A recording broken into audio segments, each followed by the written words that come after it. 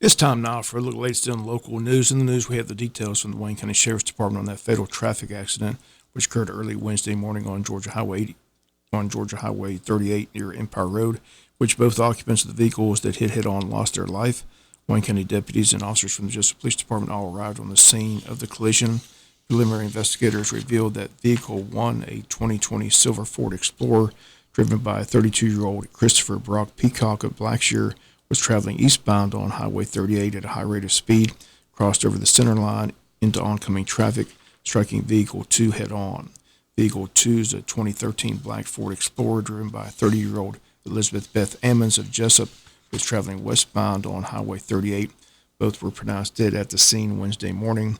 Georgia State Patrol is now investigating the collision at the request of the Wayne County Sheriff's Department. Investigations are ongoing at this time. Again, two people dead at the scene, 30-year-old Elizabeth Beth Ammons of Jesup, Georgia, and 32-year-old Christopher Brock Peacock of Blackshear. Again, it was a pretty ugly scene Wednesday morning, head-on collision. Once again, the Georgia State Patrol investigating the accident at this time. Wayne County Superior Court in session Wednesday morning with Judge Burt Guy on the bench. A motion for continuance by the state in the case of the state of Georgia versus former Jesup police officer Stephen Lee Wright, which is over 4 years old. Wright charged with 10 counts, everything from violation of oath of office to kidnapping to aggravated sexual battery, improper contact with an employee in the first degree, influencing a witness. Against a 10-count indictment. GBI made this arrest back in September of 2020. Wright turned himself into law enforcement at that time on an aggravated sodomy charge, sexual assault against a person in custody. GBI investigation revealed that Wright engaged in non-consensual sexual contact with a person under his authority. He was immediately placed on administrative leave with pay pending the outcome of the investigation and was fired shortly after his arrest. Wright, represented by defense attorney Adrian Browning in court Wednesday, who told Judge Guy that this case has dragged out now for 4 years, and they just want to know when will it head to trial. Wright has remained out on bond. District Attorney Keith Higgins saying that they simply have not been able to locate a key witness, which is vital to their case. DA says they have the U.S. Marshal's Office assisting in locating her. They say she's a drug addict, also 5 months pregnant. She was supposed to report to St. Simon's Charter by the Sea, but was a no-show. Supposed to be in court, but the state says they simply can't locate her. The state says she's 5 months pregnant, and they eventually will need care to deliver the baby, and the state says they'll eventually find her, but they state she's crucial to their case, and they asked Judge Guy for continuance on Wednesday morning. Judge Guy took about a 15-minute recess after listening to all the statements from District Attorney Keith Higgins and Defense Attorney Adrian Browning. Judge came back and granted the continuance and reset the trial date for the month of November of this year. Wright's defense attorney asked that he be able to spend the evenings in Wayne County with his elderly parents, who he sees about. DA said they had no objection to that, and once again, the motion for continuance in the case of the state of Georgia versus former Jesup police officer Stephen Wright was granted Wednesday morning by Judge Guy, once again put on the November trial calendar. Witness they're looking for has already sued the city, received a settlement in the amount of several $100,000. We'll be back with more news after this word from our sponsor, other commercial messages, so please stay tuned.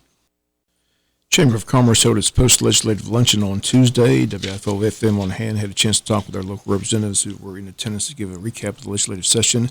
Here's our interview with State Representative Stephen Meeks. Thank you, and certainly appreciate the Chamber of Commerce for hosting the post-legislative event. It's one of the few communities that, or the only community that I represent, that actually does a session before we go with eggs and issues before we go in and a follow-up afterwards.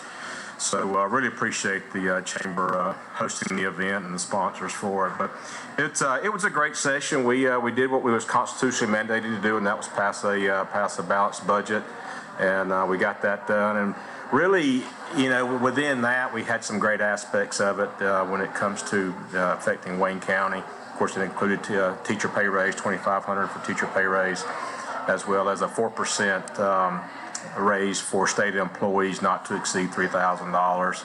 And then we had also some funding included for the technical college here, which the administration here was very excited about. So we had some great aspects of the budget. Appreciate the work of Chairman Tiller and Chairman Hatchett in making some good things happen. Other than that, we had a lot of other interesting bills coming through. One of them within the Ag Committee that I serve on, we spent a lot of time on hemp. As you know, several years ago we created the hemp industry, and it's had some challenges since then, and ended up passing 3 different pieces of legislation, one dealing with the licensing of it, those who manufacture, those who sell it, retail, and others, wholesale, are required to now have a license. We also had a provision dealing with testing of it. It has to be an ISO lab approved by the Department of Ag to test the products. We also had one on packaging, and I don't know if any of the listeners have run across this or not, but some of the hemp products that are being put in stores are being packaged in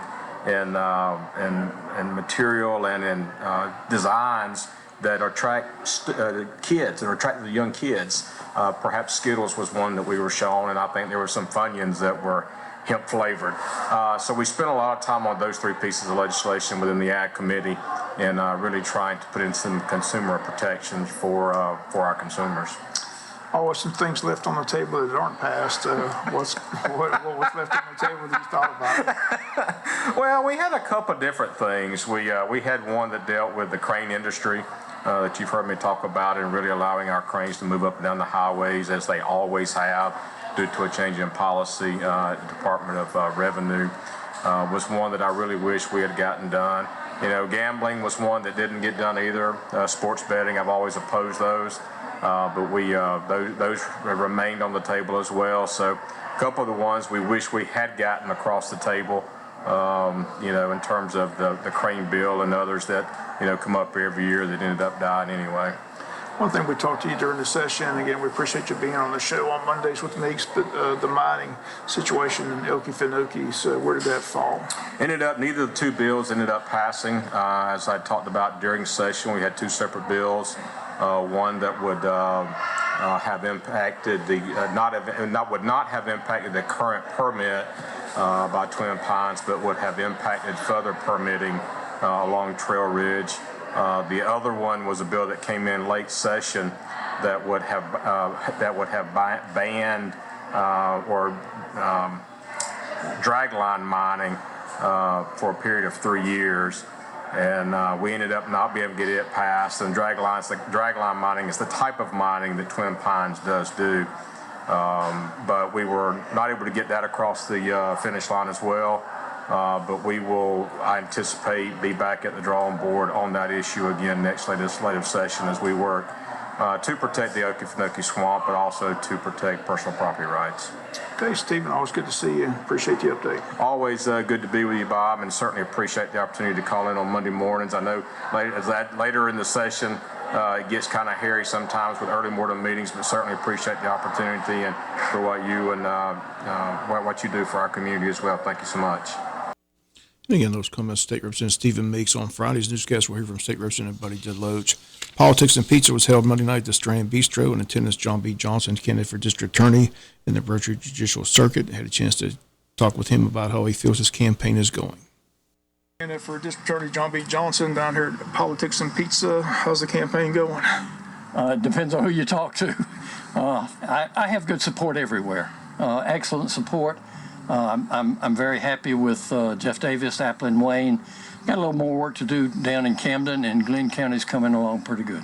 Well, again, the history of this race, you know it as well as anybody, Glenn County is going to be a big factor. So that's the big question. Can you make a dent in Glenn County? Well, from what people are saying, we've made a dent down there. Looking at the totals, they don't have a sheriff's race. All they have down there is county commissioners. And that's mostly island commissioners.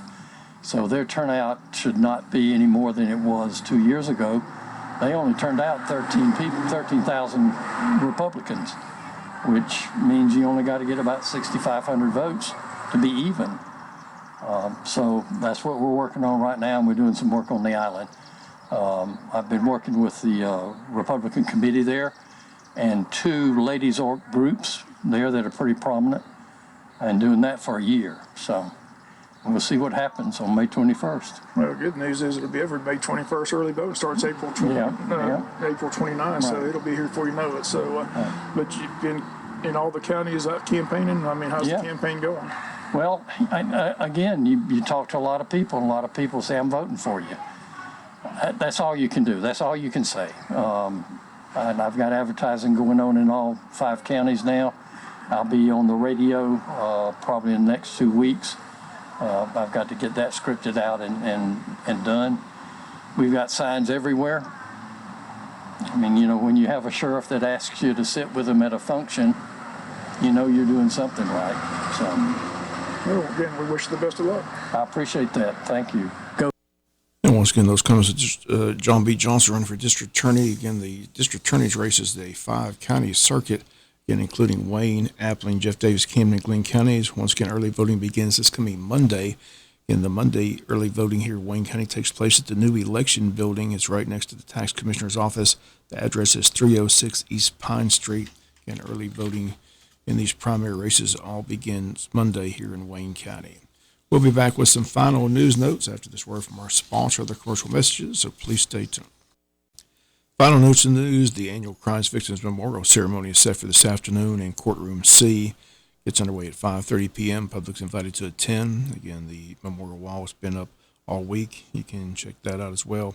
Once again, the Crime Victims Memorial Ceremony is set for the day at 5:30 in Courtroom C. Wayne County Chamber of Commerce selling tickets for their Night on the Island featuring Second Chance Band, taking place Friday, May 3rd at 6 p.m. at the Pine Forest Country Club. Again, they stated it will be a fundraising gala on the Night of the Island presented by Georgia Power. Join them for a night of tropical enchantment featuring a sensational Second Chance Band and mouth-watering hors d'oeuvres, irresistible cocktails, and endless dancing. Again, the tickets are on sale at the chamber office. Tickets are $50 for members, $75 for non-members. Again, the date, Friday, May 3rd, 6 p.m. at the Pine Forest Country Club. And finally, in the news, don't forget the Wayne County High School's junior-senior prom set for this weekend. The theme is Night in the Rose Garden. Again, set for Saturday night at the high school. Again, we wish the junior-seniors the best of luck. Again, have fun, but make it a safe and enjoyable weekend. That's going to do it for the latest in local news. Sports can join in a few minutes. Bob Morgan said, have a great day.